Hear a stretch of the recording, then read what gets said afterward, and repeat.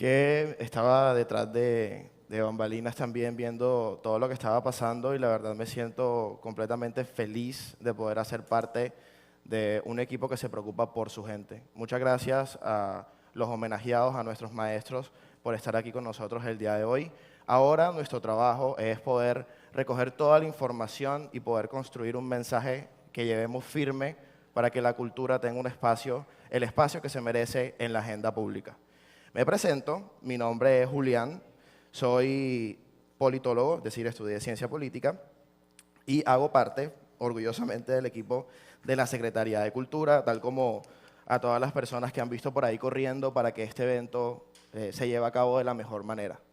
Creo que todos estamos de acuerdo en que los aprendizajes durante estas jornadas han sido muchísimos y aún así seguimos buscando las maneras desde la Secretaría para poder hacer que nuestros creadores en los territorios sean mucho más innovadores, que las fiestas cobren muchísima más fuerza, pero siempre pensando en proteger nuestro patrimonio. Como pueden ver, yo soy un poquito grande, hoy van a ver muchas personas altas en tarima y me invitaron a presentar a una persona muy especial. Hay una historia con la gente grande muy particular. Yo crecí con una mamá que estuvo muy pendiente de mí durante mucho tiempo y cuando estaba niño, por ahí 8 o 9 años, mi mamá se empezó a dar cuenta que yo crecía muchísimo en un espacio muy corto de tiempo. Ella se preocupó y llegó a pensar que de pronto tenía gigantismo y me llevó al médico a que me hicieran una cantidad de exámenes. Estando en el médico, por supuesto, un niño de 8 años, poniéndome aparatos, los médicos preguntándome cosas. En una ocasión no me dejaron dormir durante una noche completa porque al día siguiente tenía un examen que era muy importante y no podía dormir. Todo esto para decirles que el crecimiento puede ser muy incómodo, muy doloroso. Ahora va a pasar una mujer increíble que entiende a carne propia lo que significa crecer y los riesgos de crecer. Mi mamá en una de esas ocasiones, durante esa cantidad de exámenes médicos, se sentaba a los pies de mi cama y me sobaba las piernas y me decía, hijo, crecer duele, crecer duele. La persona que viene a continuación ha estado al frente de varios eventos de formato cultural muy grandes, ha sido directora del Festival Iberoamericano de Teatro de Bogotá en 4 ocasiones, también dirigió la conmemoración del Bicentenario de Colombia en una ocasión y actualmente es la copresidenta del Instituto Internacional de Teatro de la UNESCO. Ella mejor que nadie entiende los riesgos de crecer. Por favor, demos la bienvenida a Ana Marta de Pizarro.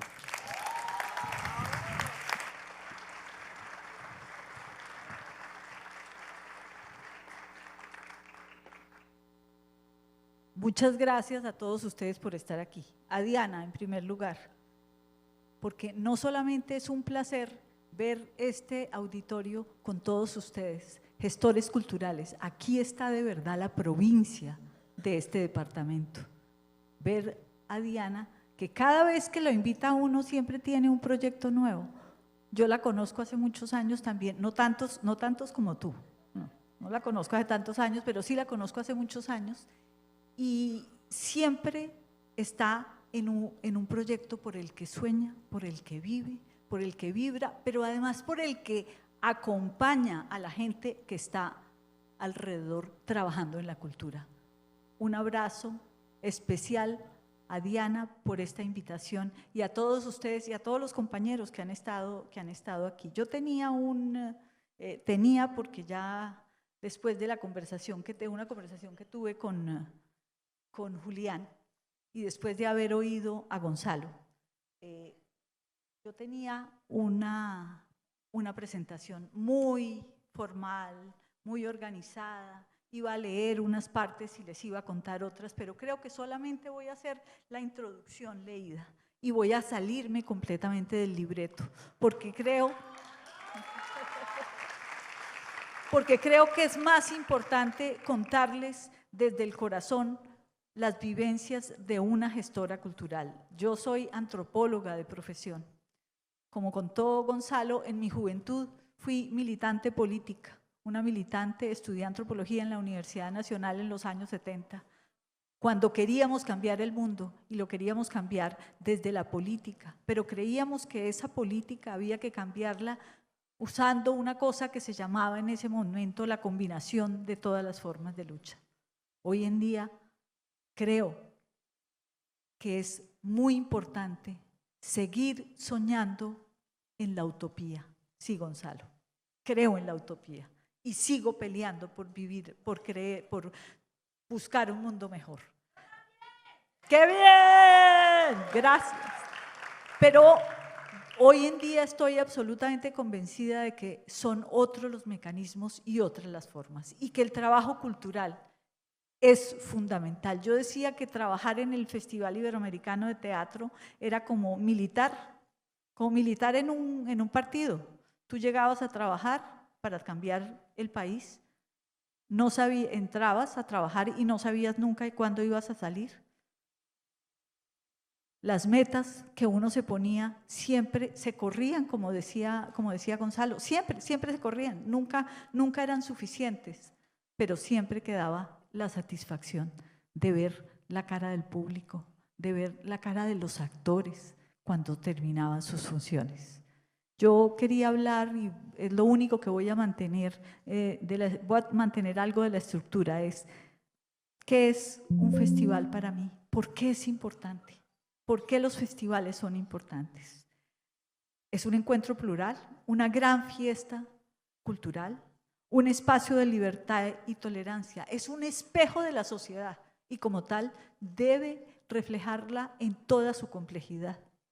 También es una fiesta popular que abre las puertas y que celebra la diversidad, ayuda en la construcción de tejido social, crea zonas del diálogo y establece puentes entre unos y otros. Abre oportunidades para descubrir la riqueza cultural propia y ajena. Y yo creo que esto es muy importante. Es muy importante que los festivales sean el sitio donde tú puedes confrontar tu trabajo con el de los demás, pero además donde en esa confrontación, a diferencia de las confrontaciones físicas y las confrontaciones políticas, se aprende y se ayuda a desarrollar su propio producto. Los festivales son la forma más completa de descubrir creadores.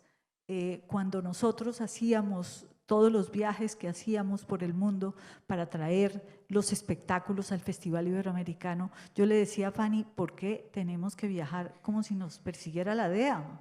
Es 2 días acá, coja la maleta, 3 días acá, montes en un tren, montes en un bus. ¿Por qué? Pues porque es que los festivales en verano en Europa es solamente el verano. Entonces hay que estar en los tiempos de verano yendo de un festival a otro. ¿Pero por qué? Porque es que es mucho más fácil y más importante ir a festivales que ver, y más rentable también, hablando de la rentabilidad, Gonzalo, ir de festival en festival que ir a ver a cada espectáculo individualmente. Entonces, los festivales son los sitios donde los programadores se reúnen a ver los espectáculos, a mirar cuáles son las tendencias, a buscar nuevos creadores, iluminadores, maquilladores, diseñadores de vestuario, coreógrafos, grandes actores y grandes bailarines. Pero además para los que asisten a los festivales es muy importante participar, y es muy importante participar no solo por confrontar su trabajo, sino además porque eso les da un sello de calidad. Participar o estar en un festival, perdón, pero me va a dar tos.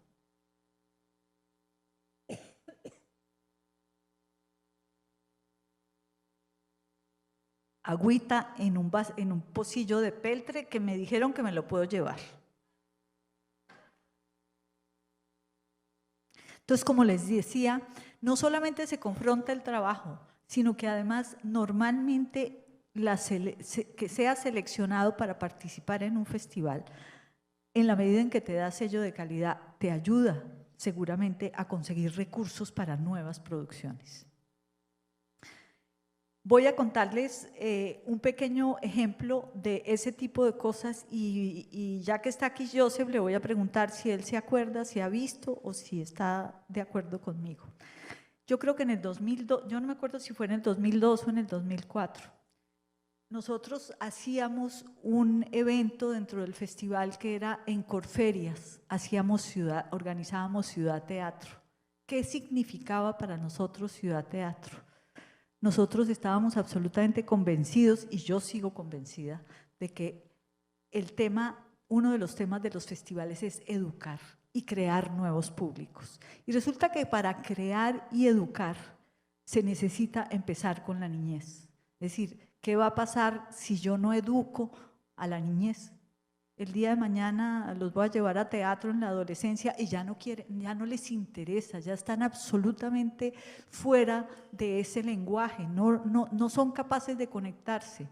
Si nosotros tenemos una inteligencia emocional que nos lleva a organizar eventos donde la gente vaya con la familia, pues ahí vamos a encontrar los nuevos públicos. Entonces teníamos esto que nunca en la vida nos daba plata, siempre nos daba pérdidas. ¿Por qué? Porque Corferias es, yo no sé si ustedes conocen, hay mucha gente que conoce Corferias o no, es un sitio grandísimo, es el recinto ferial de Bogotá y es un recinto y es una cosa grandísima. Entonces, nada de lo que hacíamos era suficiente. Siempre había como espacios muertos, espacios en blanco, llenos de gente caminando, y nosotros decíamos, ¿y ahora qué hacemos con esta gente? El próximo desfile o el próximo espectáculo de teatro de calle va a ser como dentro de 40 minutos. ¿Qué hacemos con la gente 40 minutos sin nada que hacer? No todo, había espectáculos en el horario diurno y nocturno para niños y jóvenes, pagando, pero hay gente que iba a Ciudad Teatro y tenía plata para entrar a un espectáculo, no más. Entonces, ¿qué hacemos con esa gente? Y empezamos a ver, resulta que en ese año la Secretaría de Educación de Bogotá y el Ministerio, por aquí está Ángel, por aquí está la Secretaria de Cultura de Cúcuta, que estuvo en el ministerio. ¿Te acuerdas ese proyecto que hicieron entre Ministerio y Secretaría de Educación, Secretaría de Cultura, perdón, de Bogotá, con Circo Ciudad? Llevaron a la gente de Circo Ciudad a trabajar en Bogotá, lo manejaba Rafael Peralta, todo un proyecto de circo. Todo un proyecto de circo, de mejorar, de calificar, de hacer talleres, bueno. Pues resulta que eso significó que la ciudad se llenó de muchachos en las esquinas haciendo malabares.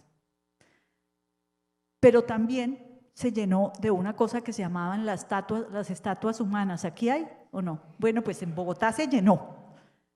A ese festival, entonces nosotros empezamos a mirar y había unos realmente interesantes y con propuestas muy buenas.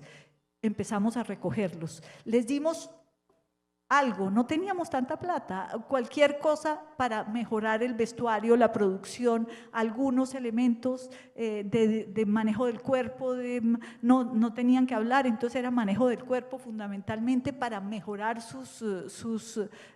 lo que estaban su espectáculo. Esas cosas pequeñas y chiquitas y las estatuas. Y llenamos Corferias. Eso fue muy interesante, maravilloso. Gente que se colgaba de las estructuras, sobre todo chicas que se colgaban de las estructuras y hacían todas esas cosas de circo en telas y con riggers, y subían y bajaban. Y llegó, dentro de los invitados que nosotros teníamos, llegó alguien del Mercat de Flors que decidió contratar un grupo grande y se los llevaron para Barcelona. ¿Eso qué significó? Que los colombianos llegaron a Barcelona y no se devolvieron. Se quedaron en Barcelona y empezaron a establecer, a hacer, sobre todo los de las estatuas humanas en las Ramblas. Esas figuras divinas de las Ramblas, la mayoría eran colombianos, no sé ahora. Pero en esos primeros años casi todos eran colombianos que habían ido a partir del festival. Es decir, esas son las cosas que suceden en un festival cuando hay nacionales.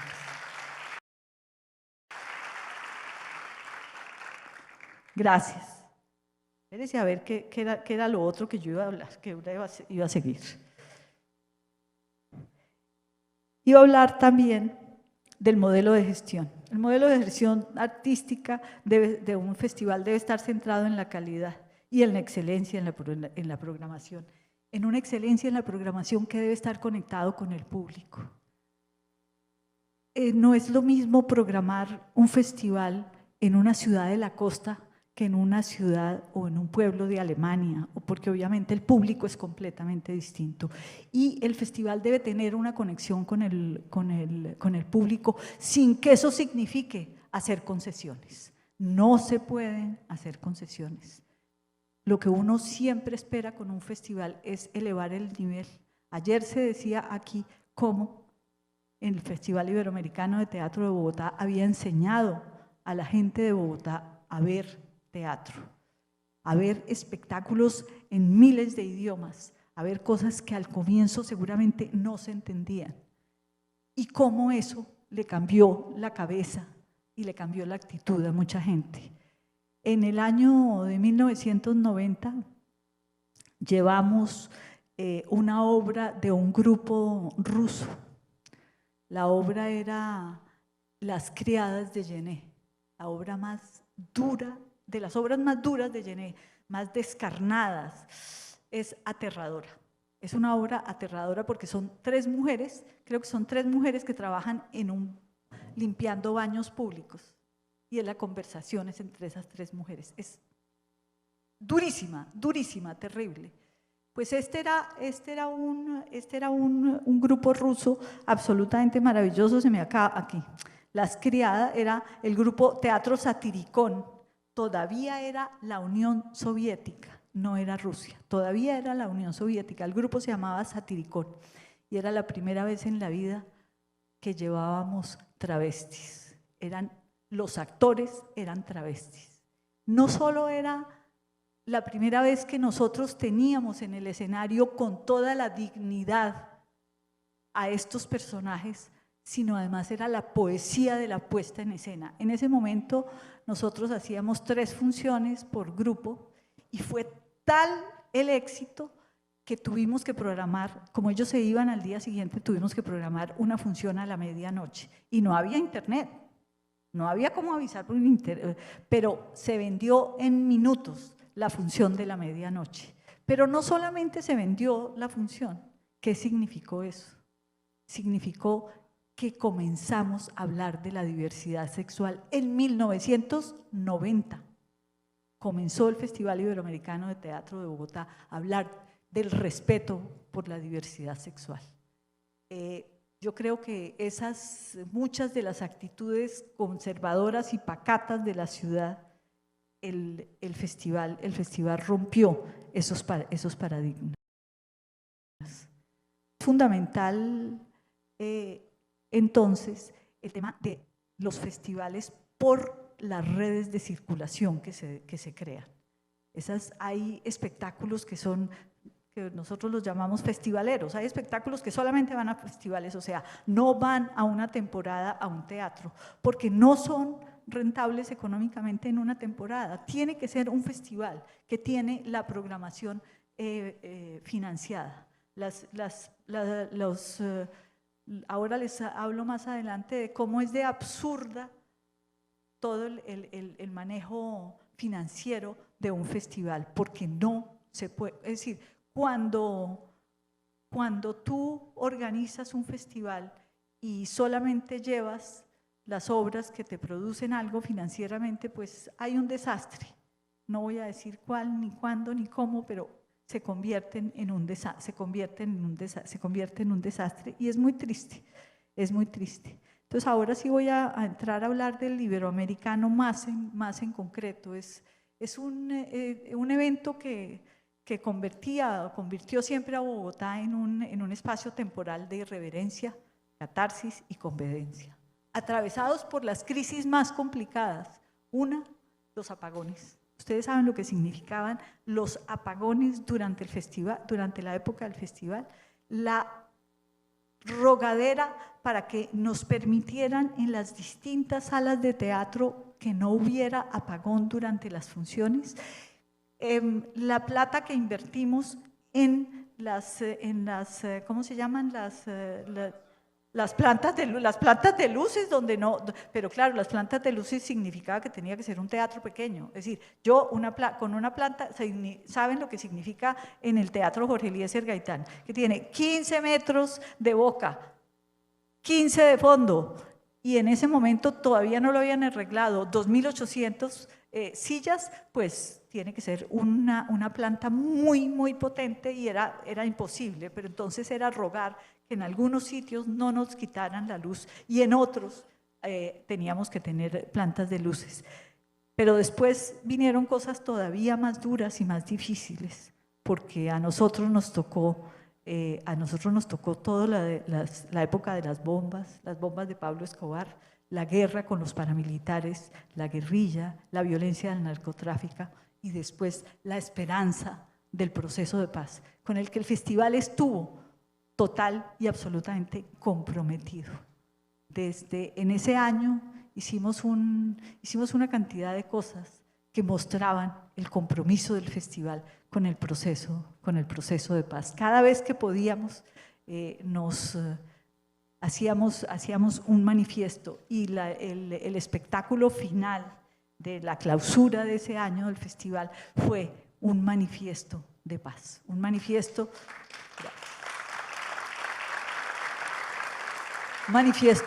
bellísimo que escribió Iván Benavides, y que nosotros hacíamos que leyera un director o actor importante en su idioma original con traducción, y un director o actor colombiano importante. Importante no, hablemoslo de una manera distinta, no lo califiquemos así, reconocido. Y además todo el concierto fue un concierto por la paz. Con eso clausuramos ese año el festival. El festival fue creado, como el festival se realiza cada 2 años, hay estadísticas, y la policía nos decía que que bajaban los índices de violencia y delincuencia en la ciudad en el año que había festival. Yo decía, claro, porque los tenemos a todos ocupados, a todos, o viendo teatro de calle, o los contratamos, pero a todos los tenemos, o es una solución, a todos los tenemos en el festival. Entonces el festival es esa cosa de la creación de tejido social, todo eso de qué es lo que hace un festival en el iberoamericano, era muy fácil de medir por lo que era cada 2 años. Lo crearon Fanny Mique y Ramiro Osorio, un par de soñadores. Ellos se encontraron de una manera fortuita en México, donde él vivía hacía muchos años, y Fanny, una loca, apasionada, pero la mejor gestora cultural, es decir, antes de que esas 2 palabras se hubieran inventado, ella ya hacía gestión cultural. La primera vez que le dieron un honoris causa se lo dieron en Cali, y fue en gestión cultural, y ella me decía, explícame qué es lo que me van a dar, porque yo no entiendo. ¿Cómo no me lo dan en actuación? ¿Cómo no me lo dan en dirección? Ella hubiera preferido que le dieran un honoris causa, pero claro, las universidades en ese momento no había, como hay hoy en día, tantas universidades con artes escénicas peleando y además preparando a nuestros directores, a nuestros dramaturgos, a nuestros actores. Cuando el festival nació en 1988, nunca en la vida pensamos que iba a suceder en lo que terminó convencido. Yo me salté un pedazo en el que decía que trabajé con Fanny 15 años, que eran como 30, porque era día y noche. Ella decía que mi matrimonio era un matrimonio tan bien avenido, porque yo pasaba más tiempo con ella y con mi marido que con mi marido, y seguramente. Pero además es decir, yo Cuando ella murió yo lloraba tanto y una amiga mía me decía, Ana Marta, deje de llorar. Cuando vaya a llorar, piense que por fin va a poder volver a almorzar con nosotras. Yo durante 15 años, de lunes a viernes, almorcé todos los días de mi vida con ella. Y pasé vacaciones de diciembre con ella, con mis hijos, con mi marido y con Daniel, su hijo, porque era parte de mi familia, se convirtió en parte de mi familia. Cuando ella murió, después de unas discusiones fuertes y difíciles, yo fui la directora del festival y, como estaba diciendo Julián, fui la directora por 4 festivales, o sea, 8 años, y el último en el que estuve trabajando, que fue el del 2018, yo fui la curadora artística, pero no la directora, que eso es interesante, pero tiene sus bemoles, porque entonces no hay una cara, no hay quien hable de las obras. Y es muy importante que haya una persona que sea y que entienda y que sienta la pasión que un director puede sentir por su evento y por las obras que va a traer y que sea capaz de explicarlas. Eso atrae el público. Eso hace que la gente que no conoce, es que le estamos vendiendo un sueño. Lo que le estamos vendiendo es una utopía, es decir, la gente tiene que confiar en una cosa una carreta que yo les estoy echando sobre una obra. Entonces es muy importante que haya quien sea capaz y quien personalice esa programación. Entonces les decía que no era fácil creer que iba a llegar a ser comparado en el mundo con el Festival de Edimburgo o el Festival de Aviñón en la importancia. Fue uno de los festivales más importantes del mundo, y eso que su bautizo fue a sangre y fuego.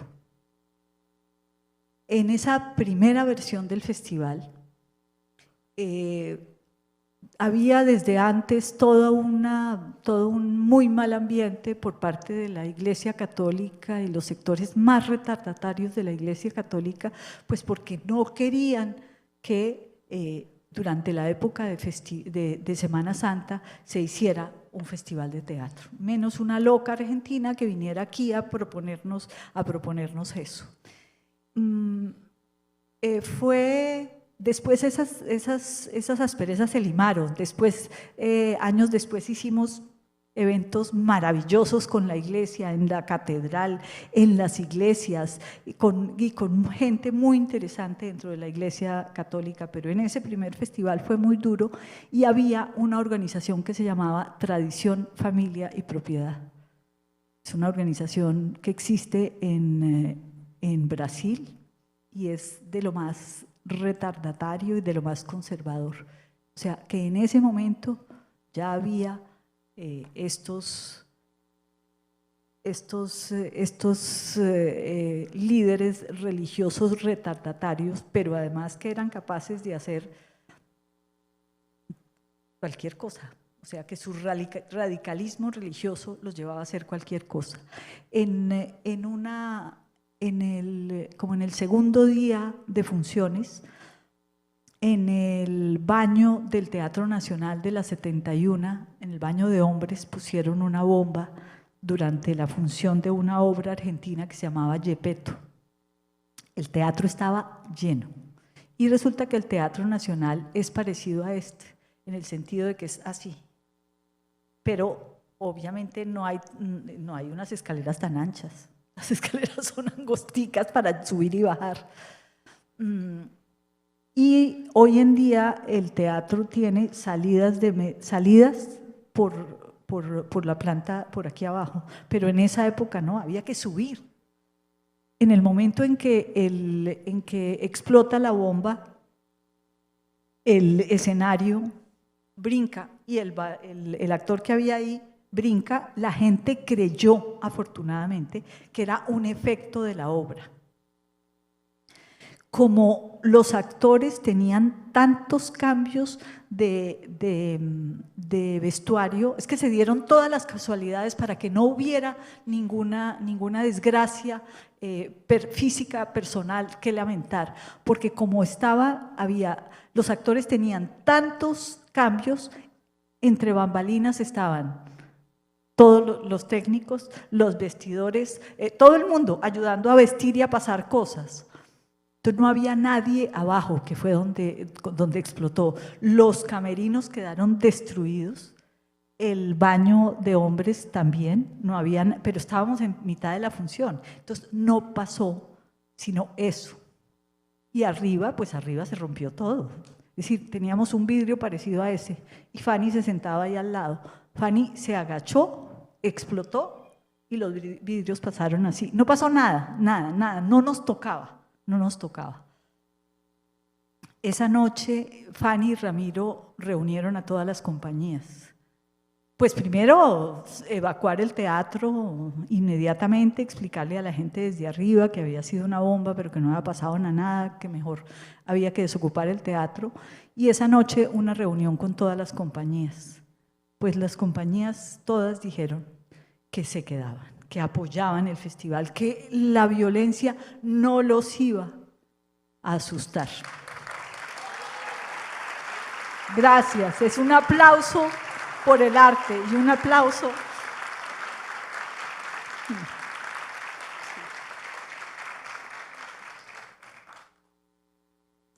Pero además el público también.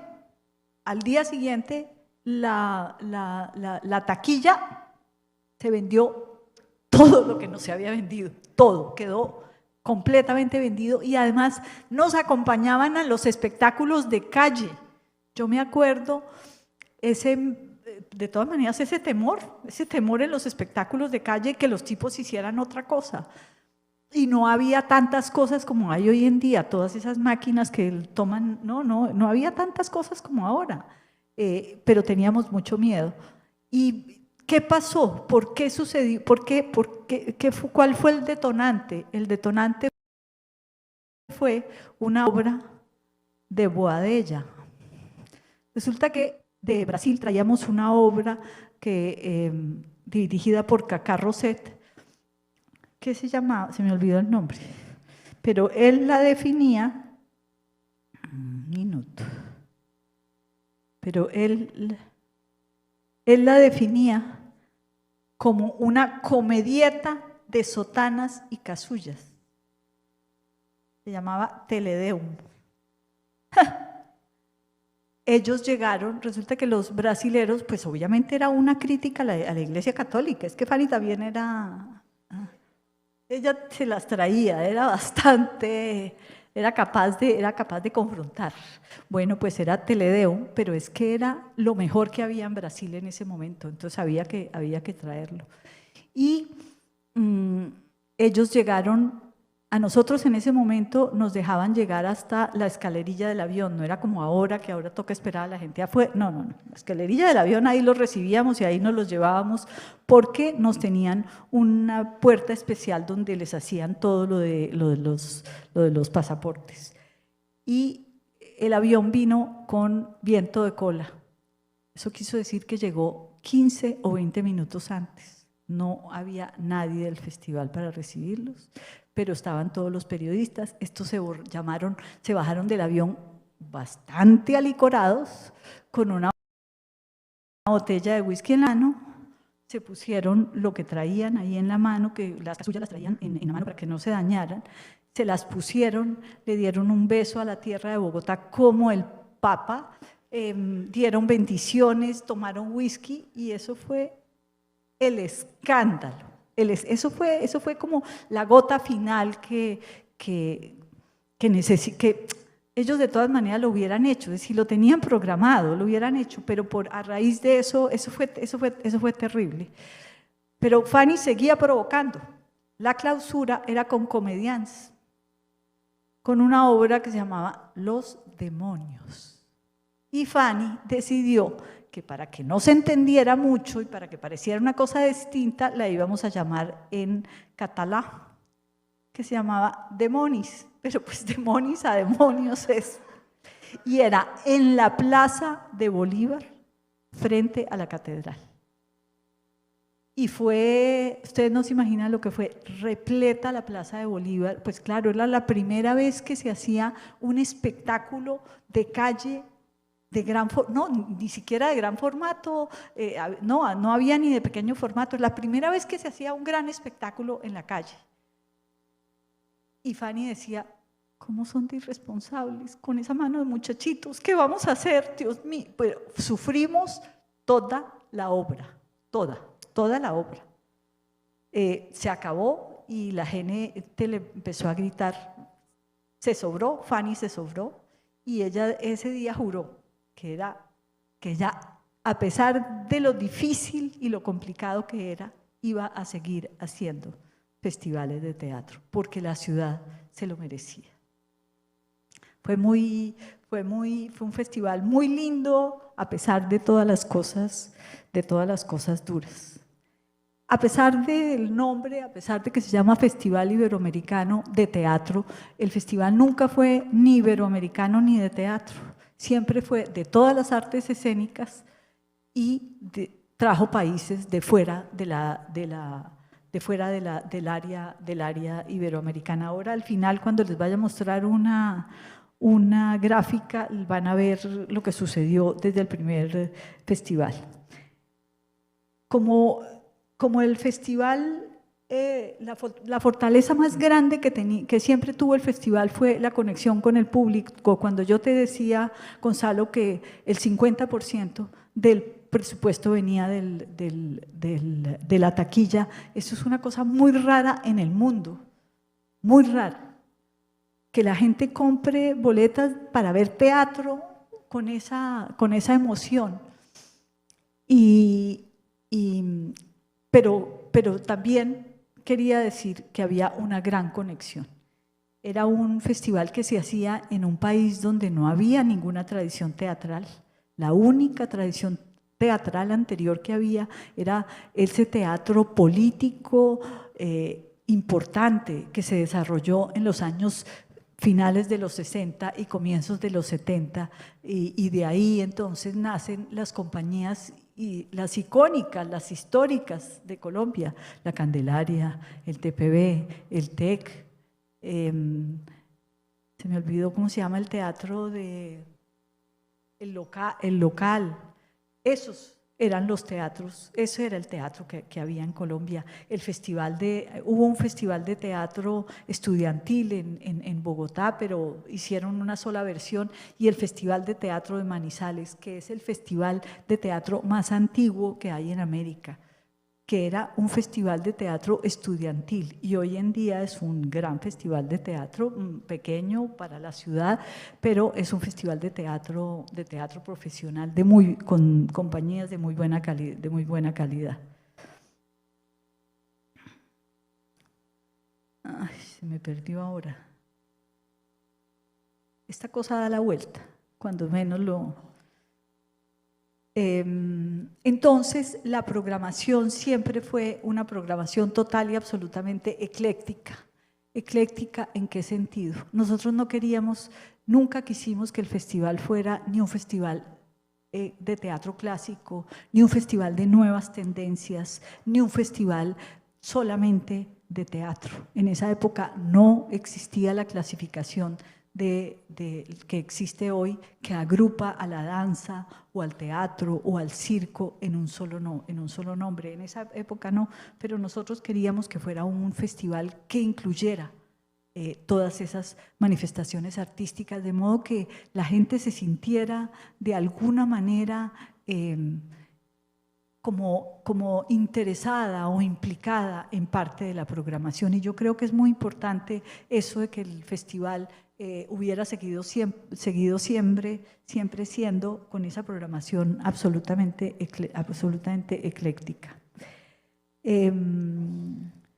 Nos convertimos sin lugar a duda en el evento cultural más importante del país.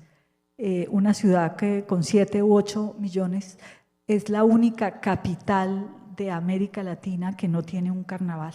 Y nosotros logramos que el festival se convirtiera en el carnaval cultural de la ciudad, que yo creo que es una cosa muy importante y que quiero aquí decirles a ustedes que tienen un carnaval en esta ciudad y que tienen carnavales en sus poblaciones, cómo a veces es posible transformar eso no sea, que es importante mantener la cosa festiva, la cosa de la danza folclórica, pero cómo se puede ir transformando también en algo un poco más desarrollado en el sentido de elaboración cultural y cómo se puede transformar, se pueden transformar sin necesidad, sin perder la esencia, sin perder lo que somos.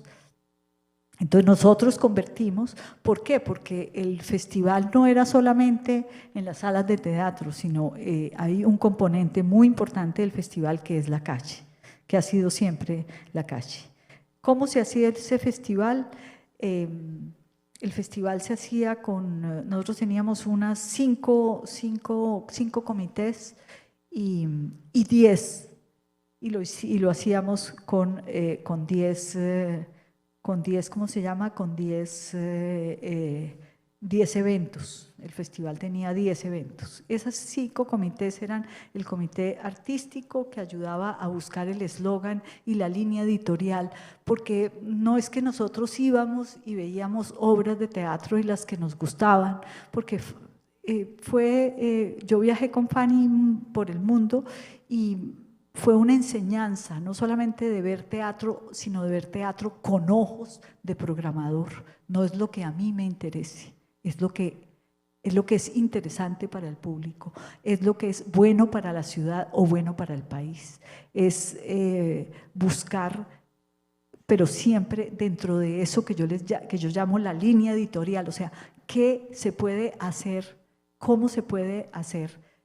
¿Cuáles son las necesidades que hay en el momento? ¿Qué está pasando en la política del país? Y cómo el festival responde a eso. Es decir, nosotros cuando fue la guerra en los Balcanes trajimos muchas obras sobre la guerra de los Balcanes. Recuerdo, por ejemplo, cuando apenas el tema de los desplazados comenzaba en el mundo, trajimos una obra de Polonia bellísima, bellísima, bellísima, de calle, que hablaba de los desplazados.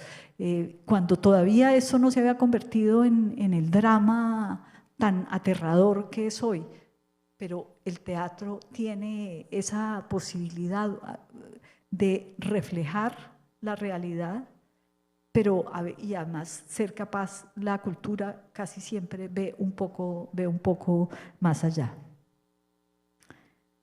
El festival lo realiza una fundación de arte sin ánimo de lucro.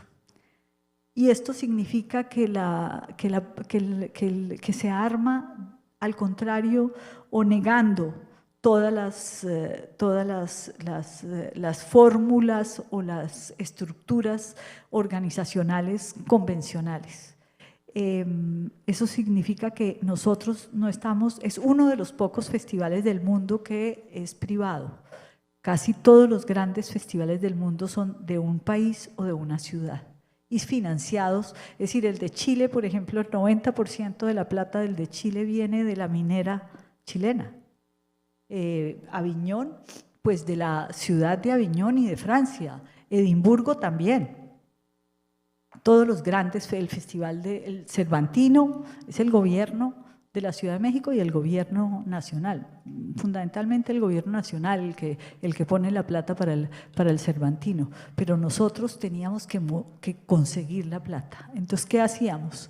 Nosotros viajábamos, tomábamos esas decisiones que yo les digo a partir del comité artístico, viajábamos, decidíamos qué íbamos a traer, firmábamos contratos y cuando ya teníamos firmados los contratos, empezábamos a buscar plata. ¿Por qué? Porque ni siquiera el gobierno nacional o distrital nos daban plata si nosotros no presentábamos un proyecto. Y el proyecto significaba la programación con costos. Entonces nosotros teníamos, y además si nosotros queríamos lo mejor del mundo, teníamos que contratarlo 1 año y medio antes. Era la única manera. Y después salir a buscar la plata. Esa plata era, como les decía, el 12,5% entre gobierno nacional y gobierno distrital, 25, a veces 30% de gobierno, de patrocinadores privados, 52% de la taquilla y el resto de organizaciones internacionales y gobiernos. ¿Por qué? Porque cuando nosotros escogíamos una obra, procurábamos de una vez reunirnos con el Ministerio de Cultura de ese país y negociar que ellos nos pagaran tiquetes y carga. Cuando teníamos un invitado de honor, un país invitado de honor, nosotros peleábamos para que ellos además nos pagaran los honorarios, pero siempre además exigiendo que éramos nosotros los que escogíamos, no que nos mandaban lo que estaba en gira, no. Nosotros no nos interesaba seguramente lo que estaba en gira, de pronto sí, de pronto había una obra de las que está en gira que nos interesaba, pero casi siempre eran obras absolutamente distintas. Yo les decía que teníamos entonces el comité artístico, un comité de prensa que tuviera experimentado, pero además que debía tener, esos muchachos del comité de prensa debían tener unas relaciones especiales con la prensa internacional, porque para nosotros era muy importante y sigue siendo muy importante lo que sucede, cómo se refleja lo que sucede en la ciudad en otras partes del mundo. Un comité de producción. La parte técnica del festival siempre ha sido fundamental y ese comité de producción era muy importante. ¿Por qué? Porque nosotros, el festival duraba 17 días, 18, y cada 5 días se cambian las obras en cada teatro. Eso quiere decir que los técnicos tienen que trabajar a marchas forzadas, hay que trabajar 1 o 2 días para hacer montaje, era muy difícil, no siempre les dábamos 2 días, procurábamos que fuera en un solo día, las que tuvieran una gran complejidad técnica debían ir en la primera franja, que tenían más tiempo para montar.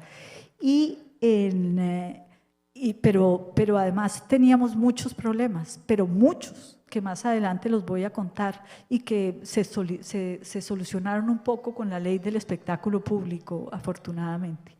Y es que los teatros, nosotros tomábamos en alquiler todos los teatros de la ciudad, inclusive los teatros oficiales nos cobraban el arriendo. El Colón, el Jorge Eliezer,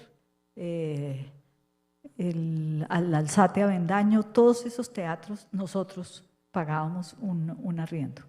Un comité de gerencia es uno de los retos más importantes porque hay que montar y desmontar un festival cada 2 años, tanto a nivel administrativo como financiero. Se arranca de cero con la obligación de buscar recursos y sin contar con una base que garantice que se va a poder armar esa construcción para el otro festival.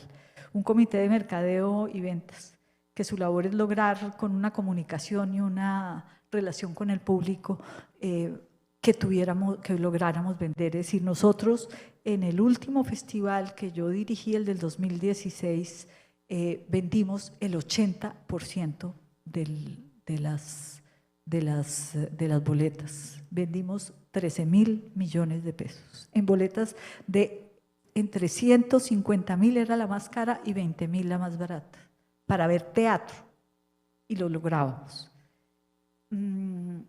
¿Y cuáles eran esos 10 eventos? En primer lugar, el teatro de sala, que es la columna vertebral del festival, que incluye la programación internacional. La programación internacional, las obras internacionales hacen 5 funciones cada una y las obras nacionales hacen 3 funciones en cada teatro. El festival toma en arriendo, como ya les dije, la mayoría de las salas de la ciudad. Por todos esos escenarios han pasado los grandes nombres del teatro y de la danza del mundo. Es muy impresionante. Todavía me pasa, es decir, en este momento, por ejemplo, hay un gran festival de danza en Madrid. ¿Cómo se llama? Danza no sé qué, en el teatro, en los teatros del Canal, pero estuve mirando la programación, es maravillosa. es la primera vez que en Barcelona, que a España llegan coreógrafos nórdicos. Nosotros tuvimos aquí focos nórdicos y de esos que hay allá, hay 3 que estuvieron en el festival. Yo leí la programación y me llené de emoción de ver eso, que nosotros éramos capaces, inclusive antes de ver antes para dónde iban las tendencias y qué era lo que teníamos que traer. Escenarios no convencionales es el segundo. Escenarios no convencionales en Bogotá es muy difícil. Es decir, aquí, por ejemplo, existen espacios como este. Existen bodegas donde se pueden, en Bogotá no hay ese tipo de escenarios. Los espacios no son convencionales, son por ejemplo la Plaza de Toros, que en algún momento la cerraron y ni siquiera nos la prestaban para hacer eventos culturales. Por años estuvo cerrada, ni siquiera nos la prestaban para hacer, pues prestaban, no la alquilaban para hacer eventos culturales. No había, nosotros teníamos que recurrir, y yo me acuerdo, nosotros trajimos, no me acuerdo en qué año, una obra de otro brasilero, de Antonio Araújo, que se llamaba El Libro de Job, y la presentamos en el pabellón de quemados que estaba en ese momento abandonado del Hospital de la Ortúa, y la gente iba y veía la obra ya. Pero los espacios no convencionales siempre fueron para nosotros un punto muy difícil de conseguir. No sé si algunos de ustedes se acuerdan o algunos estuvieron o vieron. Presentamos una vez una obra en la Plaza de Toros que se llamaba Caídos del Cielo. Y Caídos del Cielo era porque amarrábamos una cuerda de una cosa metálica en la Plaza de Toros que venía desde la Torre de Colpatria. Y había 3 artistas que se tiraban por ahí. Ustedes no se imaginan nosotros todas las noches en el sitio de la ciudad donde estuviéramos preguntando, ¿ya se tiraron? ¿Ya? Pues porque es aterrador verlos ahí. Alguna gente decía, después que se creó un mito que Fanny se había tirado. No, ella sí, como era una loca, dijo que ella se tiraba. Y yo le dije que no iba a dejar. No iba a dejar porque ella decía, pero si, mira, voy entre 2 de... Yo le decía, Fanny, usted tiene un corazón que no le sirve tanto. Usted se va a tirar ahí para que se muera en el camino. No, ni de vainas. Lo que sí hicimos fue que en un ensayo de prensa uno de ellos la alzó y la asustó mucho. La alzó y le daban vueltas sobre la plaza y gritaba. Los periodistas, como la querían tanto, no dijeron que ella había gritado, sino que mostraban cómo daba vueltas. Pero, por ejemplo, ese tipo de cosas solamente en un festival se pueden hacer. En la Plaza de Toros también hicimos 2 espectáculos. Uno que no se pudo hacer, que fue Carmen, porque era una sola función con la Cuadra de Sevilla. Hicieron Carmen en el Jorge Eliezer e iban a hacer Carmen en la Plaza de Toros. Y diluvió. Y ellos se iban al otro día y la plaza no se pudo utilizar. La gente, nadie pidió que le devolviéramos la plata. Todos cambiaron por boletas para otro espectáculo. Ese era el compromiso y ese era como lo que la gente quería, el festival. Y la otra que hicimos fue, me olvidó. No me acuerdo. Otra de la Cuadra de Sevilla. También en la Plaza de Toros. Nosotros, hoy sería políticamente incorrecto hacerla. Porque resulta que era con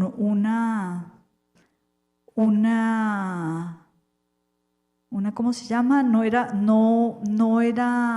una corrida, sino que era ¿cómo se llama? La que es con caballos. No porque es una corrida, realmente es una corrida, pero con caballos. ¿Cómo? era un rejoneo. Todos en el festival sabíamos que era un rejoneo, menos Fanny, que era argentina. Pero a nosotros, a ninguno se nos ocurrió pensar que ella no sabía, que en el rejoneo le hacen lo mismo al toro. Exactamente lo mismo, es decir, le ponen todas las cosas que le hacen al toro y después lo matan. Ustedes no se imaginan, Fanny corriendo por la plaza de toros para ir a presidencia para rogar que indultaran al toro. No se imaginan la pelotera que se armó. Fue terrible, terrible, terrible la experiencia y Fanny lloraba y lloraba y lloraba, pues porque ella nunca en la vida había visto una corrida, ella no sabía lo que pasaba en un rejoneo, no tenía ni idea. Nosotros sí y nunca en la vida le dijimos. ¿Qué otros sitios utilizábamos? Pues el Palacio de los Deportes, que tiene todo menos de Palacio de los Deportes, pero allí presentamos una de las obras más lindas que yo recuerdo del Palacio de los Deportes. Nos trajimos de Vietnam una cosa que se llamaba Las marionetas en el agua de Hanoi. Los marionetistas utilizaban la técnica de los guerrilleros vietnamitas que se metían al agua y con un palillo de bambú respiraban a través del palillo. Entonces lo que uno veía afuera era una cantidad de palitos y todas las marionetas moviéndose. Fue divino, pero ¿saben lo que significó? Llenar la platea de agua, pero además tenía que ser a una determinada temperatura para que los tipos no se murieran del frío en Bogotá. No, a nosotros se nos ocurrían las cosas más, pero muy bellas, siempre, siempre muy bellas. En el Coliseo Cubierto del Campín, por ejemplo, presentamos Villa Villa del Grupo de la Guarda en uno de los festivales. Hay 3 componentes del festival que están destinados fundamentalmente a promover el sector. Y eso para nosotros era muy importante. Uno es el Festival Creador. Ya me están diciendo que se me acabó. Entonces yo les cuento, Festival Creador, vía que era la rueda de negocios y los eventos especiales. Pero no voy a poder hablar, no, yo tengo que hablar de cómo duele crecer. Yo tengo que hablar cómo duele crecer, porque yo sí quiero decir que todas estas cosas bellas y la carpa cabaret también hacíamos la inauguración y la clausura. Cómo duele crecer, pero sobre todo cuando lo dejan a uno solo. Sin eludir ninguna responsabilidad, es importante señalar, y lo quiero hacer aquí énfasis en eso, porque es muy importante que las entidades culturales sean capaces de armar una transición pacífica del poder. ¿Qué quiere decir eso? Es decir, nosotros nunca nos habíamos planteado que Fanny se iba a morir. Allí no había quien la iba a reemplazar. Ella me había preparado en el sentido que me había llevado por el mundo, me había enseñado a ver teatro con el ojo del programador, me había presentado a los grandes festivales, a los grandes directores del mundo, pero nunca en la vida se planteó. Cuando se planteaba eso, ella se ponía furiosa y todos creímos que Fanny era inmortal, incluyéndonos a nosotros. Entonces, cuando Fanny se muere, nosotros, como los hijos de los ricos, nos divorciamos, digámoslo. Nos divorciamos y el festival quedó fuera del teatro. ¿Eso qué quiso decir? El festival era el hermano gemelo del teatro. El festival, toda la parte financiera, toda la parte organizativa, el apalancamiento financiero, toda la estructura operativa, contable, administrativa, estaba soportada en el Teatro Nacional. Eran las instalaciones, los equipos, la gente de servicios generales, de prensa, de publicidad, de mercadeo, de ventas corporativas. Todo lo asumía el teatro y éramos las mismas personas, los mismos taquilleros, los mismos técnicos, los mismos equipos de sistemas, las mismas teatros. Para vender los abonos tuvimos que hacer un acuerdo con Juan D'Andés para poner puntos de venta en sus instalaciones e hicimos unas casetas. Y todo fue así, o sea, tuvimos que alquilar computadores, traer un equipo nuevo de contabilidad que ya existía en el teatro. Eso más, ahí fue un crecimiento desmesurado, porque eso se juntó a un crecimiento desmesurado en esa sola versión. Nos dejó una deuda muy grande que estuvimos durante muchos años. La terminamos de pagar en el 2021. Tanto los de la Junta Directiva como yo habíamos dicho que el día que termináramos de pagarla, que el día que pagáramos esa deuda, nos íbamos del festival, y eso fue lo que hicimos. Eran 270 acreedores, y como yo tengo algo de, no sé, de loca, yo tenía en mi mesa de noche un listado de la gente a la que le teníamos pegado, para que nunca en la vida se me fuera a olvidar. Y les pagamos, no se los pagamos, no pudimos pagarles todo, pero había gente que le debíamos hacía 6, 8 años, que ya habían castigado esas deudas, y cuando los llamaban decían, ¿cómo nos van a...? ¿Qué es esta dicha? Y más en plena pandemia. Pagamos una gran parte y ahí nos fuimos. Gracias. Eso se juntó a otra cosa, a un tema nacional, y es que las grandes compañías nacionales empezaron a venderlas. Bavaria, Celumóvil, hasta Credibanco, se llamaba Visa Credibanco, después se llamó solamente Visa, Productos Familia, Coltabaco, Telecom, Avianca, Caracol, Bancoquia y Banco Santander. Fueron vendidas a corporaciones internacionales que ya no les interesaba tanto el festival. Antes de irme, me da mucha pena, pero yo no voy a dejar. Yo no sé si vale la pena que mostremos la imagen. Bueno, primero una imagen y después un video como de 3 minutos. Ve, aquí les quiero mostrar. Ahí están datos. En el primer festival fueron 7 días, 20 países, y trajimos compañías de Estados Unidos, Bélgica, Francia, Polonia, la URSS y obviamente toda Iberoamérica. En el segundo festival ya subimos a 10 días, 27 países, 35 internacionales y 54 colombianas. Y así fuimos creciendo. El último que hizo Fanny, que fue el del 2008, ya habíamos crecido mucho. Eran 19 días, 43 países. Yo le decía, se te van a acabar los países, porque ella siempre decía, un país nuevo. Y yo le decía, se te van a acabar, ¿qué vas a hacer cuando se te acaben?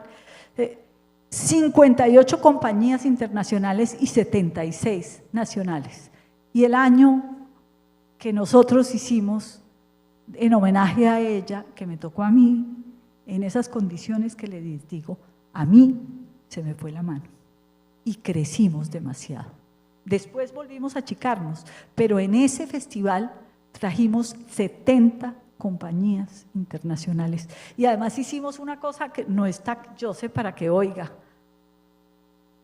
que en lugar de hacer un festival con un país invitado de honor, hicimos con un invitado especial, y era Cataluña. Ustedes saben lo que significó con los españoles, pero no la aguantaron.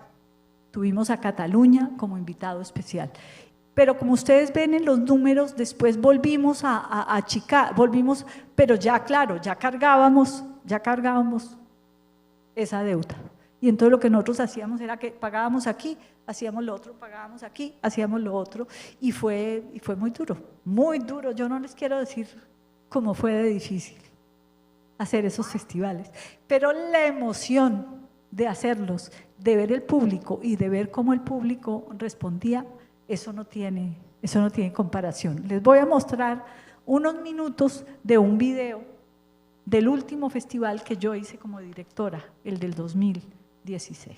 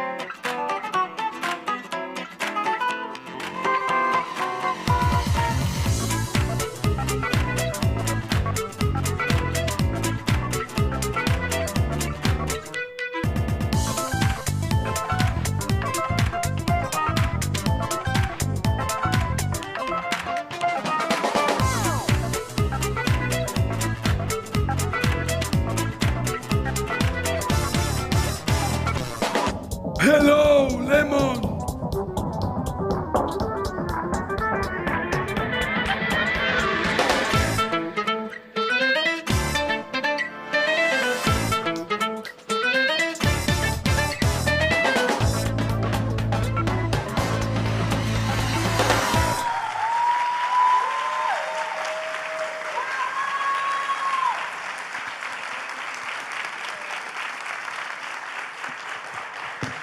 Todavía me emociono viéndolo. Muchas gracias. Y sobre todo con el aplauso de ustedes. ¡Ay, qué bonito! Gracias. Gracias.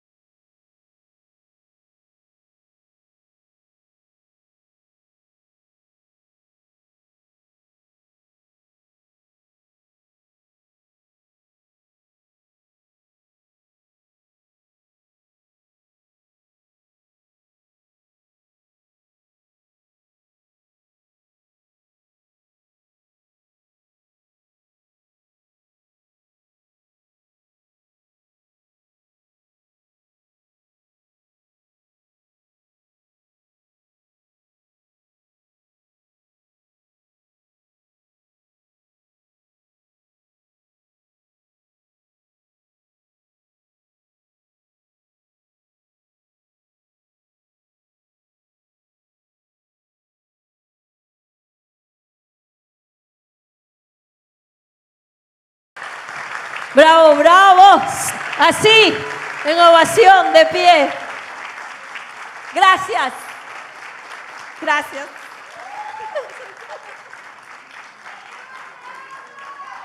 ¡Que viva la cultura! ¡Que viva! Gracias por aceptar la invitación. Yo creo que nos hubiéramos quedado toda la mañana. Invitaron a Cataluña, Josep. Estabas afuera cuando ella lo dijo. Invitaron a Cataluña. A Cataluña como invitado especial. Bueno, pero había que decir porque ahora vienen otras cosas. Por favor, no vayan a abandonar. Hay almuerzo, tranquilos. Tenemos además almuerzo con toques literarios, porque hoy hemos invitado a que sea la Cueva quien nos ofrezca el almuerzo. ¡Bravo! Así que como ayer tendremos almuerzo. ¡Bravo!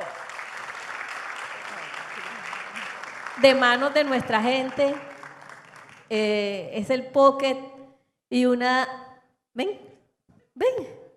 No, me muero de la emoción porque yo la fui a decirle que necesitaba... Ven, yo tengo acá el iPad y la gafa. Ven, Juli, ¿tú qué eres?